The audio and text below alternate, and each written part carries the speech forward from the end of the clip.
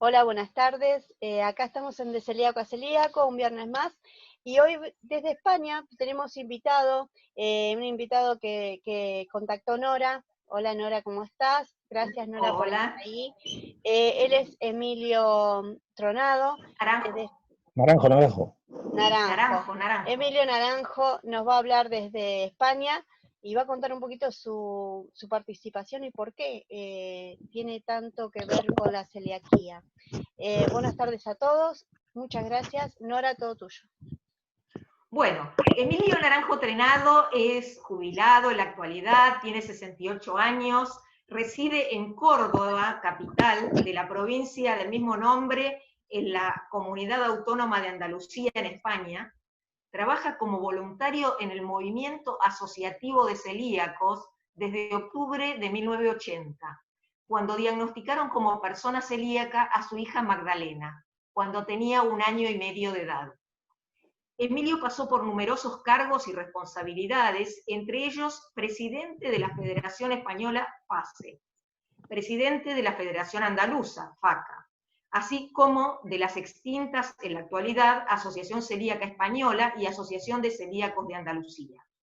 En la actualidad forma parte de la Junta Directiva de la Asociación de Celíacos de Córdoba y se responsabiliza de la gestión diaria y de tesorería. Hola Emilio, ¿cómo estás? Pues bien, aquí como todo el mundo con la pandemia encima de la cabeza. Sí.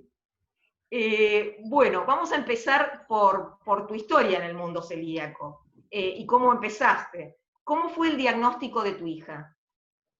Pues fue un poco complicado porque en aquel tiempo no había el conocimiento ni a nivel institucional ni a nivel médico que hay ahora, y nos tiramos prácticamente un año intentando saber qué es lo que pasaba, ¿no? Y al final terminamos en el servicio de urgencia del Hospital Regional de aquí de Córdoba y bueno, tuvimos la suerte que había una persona allí que conocía la enfermedad celíaca y nos dijo cuál era el problema, ¿no? En aquel tiempo la palabra celíaco no se conocía muchas veces ni a nivel médico. ¿Qué síntomas tenía tu hija? Tenía diarrea, vómitos, adelgazamiento general, o sea, prácticamente estaba en síndrome de desnutrición, lo que es la barriga, digamos, inflada, ¿no? Y las caderas, los glúteos planos, sin culete, vamos. Era un celíaco clásico Sí, claro, era un celíaco de libro. y tardaron en diagnosticarla.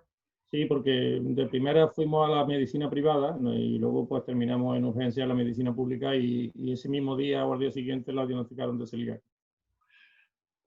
¿Cuántos años tenía cuando la diagnosticaron? 18 meses, año y medio. Año y medio. ¿Cómo lo tomaron ustedes al diagnóstico? Pues en principio,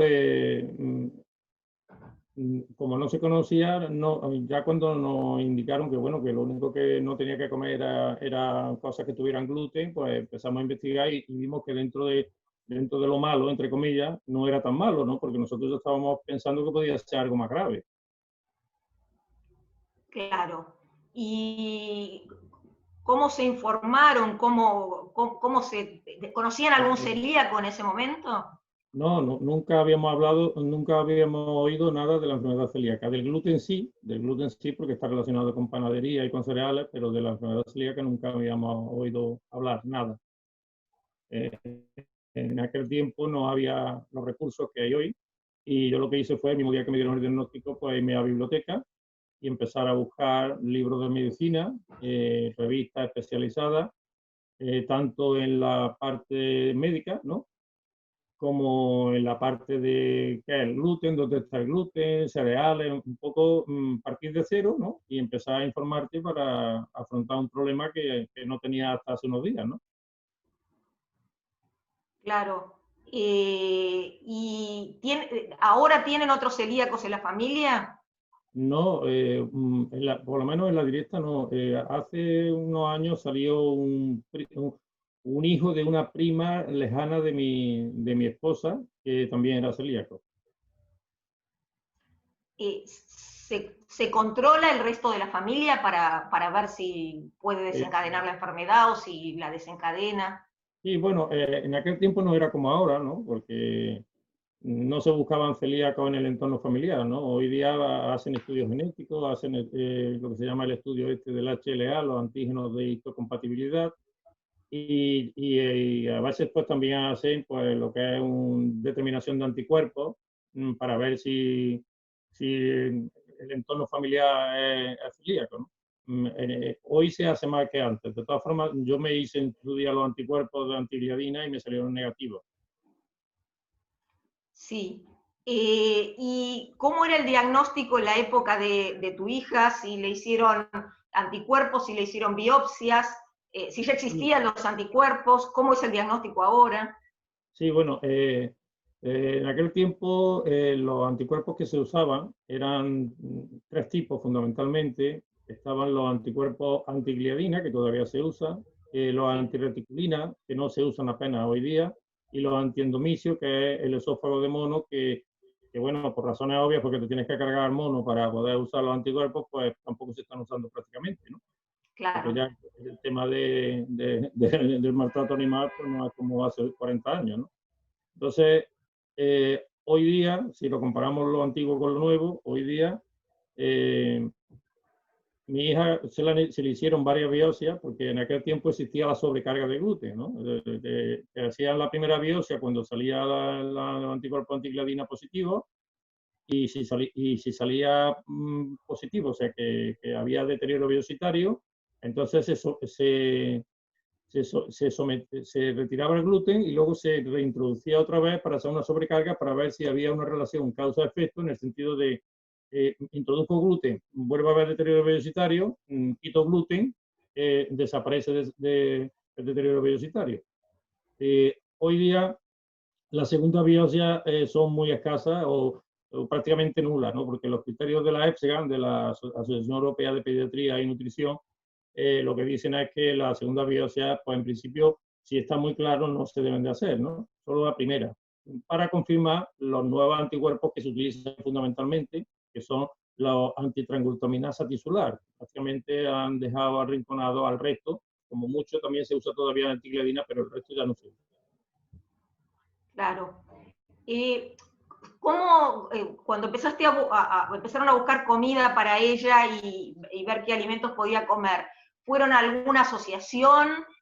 ¿Investigaste solo vos o te conectaste con alguna asociación como la FASE o otra? Bueno, ya en aquel tiempo existía bueno, no era la FASE, porque la FASE, yo fui un cofundador de FASE, ¿no? Es decir, que no existía, por eso sé que en aquella época no existía, porque yo he sido miembro fundador y primer presidente, ¿no? Entonces, lo que existía en aquel tiempo era una asociación que tenía un nombre muy largo. Aquí en España no sé, supongo que la habré oído nombrar porque lleva muchos años funcionando. Aquí y existe todavía, una asociación que tiene una muy larga, que es la AECC, la Asociación Española contra el Cáncer, ¿no? AECC, ¿no? Entonces, se creó la Asociación Española contra la Enfermedad Celíaca, o sea, era AECEC, o sea, Asociación Española contra la Enfermedad Celíaca, las siglas, ¿no? Eran 5 dígitos, ¿no? O sea, 5 letras. Y entonces eso, como era digamos, una sigla muy larga, pues un día se acortó y se quedó entre letras, Asociación Celíaca Española, ¿no? Nada más que 3 letras. Y entonces yo, cuando diagnosticaron a mi hija, me puse en contacto con esa asociación que se había creado un poco tiempo antes, en el año 78 creo que fue, y a lo largo del tiempo yo fui primero delegado en Andalucía de esa asociación y después ya desde esa fecha pues estoy aquí todavía metido, ¿no? En este mundo, ¿no? Es verdad que la asociación en aquel tiempo hacía muy poco que estaba creada y yo tuve que buscarme la vida por mi cuenta, es decir, yo me fui a bibliotecas, escribí a sitios para que me mandaran información, incluso como te puse en un cuestionario previo que te mandé para un poco para cuadrar en documentación, prácticamente en el mercado español no había apenas productos. Es decir, ¿qué es lo primero que hice? Buscar un sitio que pudiera haber productos que no fuera España ni Portugal, porque nosotros estábamos al igual. Es decir, si aquí no había de algo, en Portugal tampoco, ¿no? Entonces me acordé que teníamos debajo de nosotros, teníamos Gibraltar. Lo mismo que ustedes tenéis por ahí las Malvinas, ¿no? Salvando las distancias, ¿no? Entonces... no conseguimos en las Malvinas las cosas que ustedes consiguen en Gibraltar. La gente de Malvinas consigue cosas en Argentina. Exactamente. Ellos están mucho más aislados. Eso es lo que quiero decir, que digo salvando las distancias porque, claro, las distancias son las distancias. Entonces, a mí se me ocurrió, digo, bueno, pues voy a ver, yo trabajaba en aquel tiempo, mi profesión laboral es no bancario, no, o sea, no empleado de banca, porque yo he estado 33 años trabajando en una entidad financiera, en una caja de ahorros, ¿no?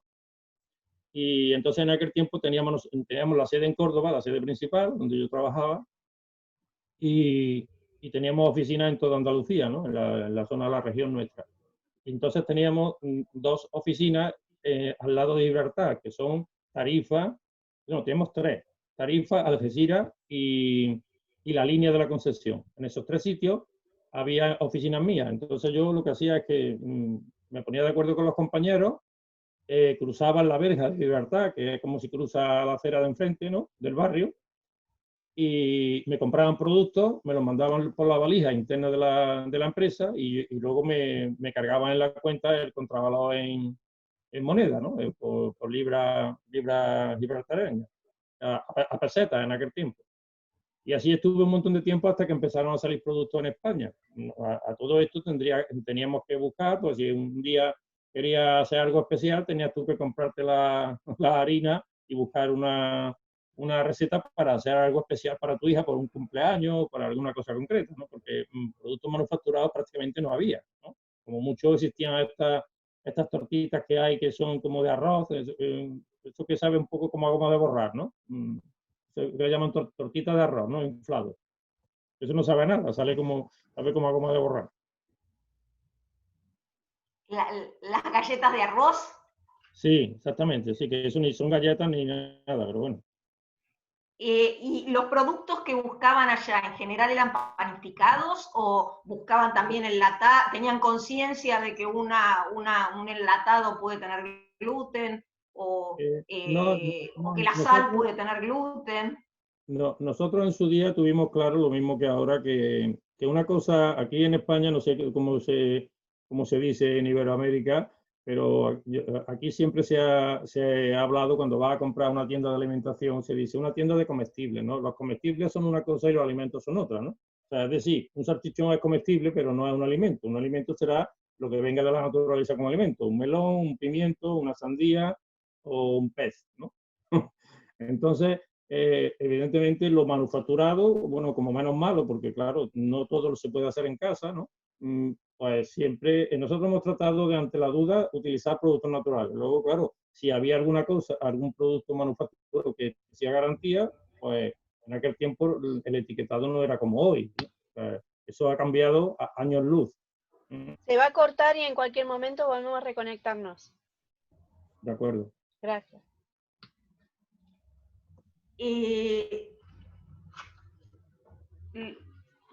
¿Cómo te conectaste con la Asociación de Celíacos? ¿El médico te conectó? Sí, bueno, me dijeron que existía una asociación, que había creado una madre celíaca que se llamaba Isabel Tocino, que luego fue ministra de aquí en España, ministra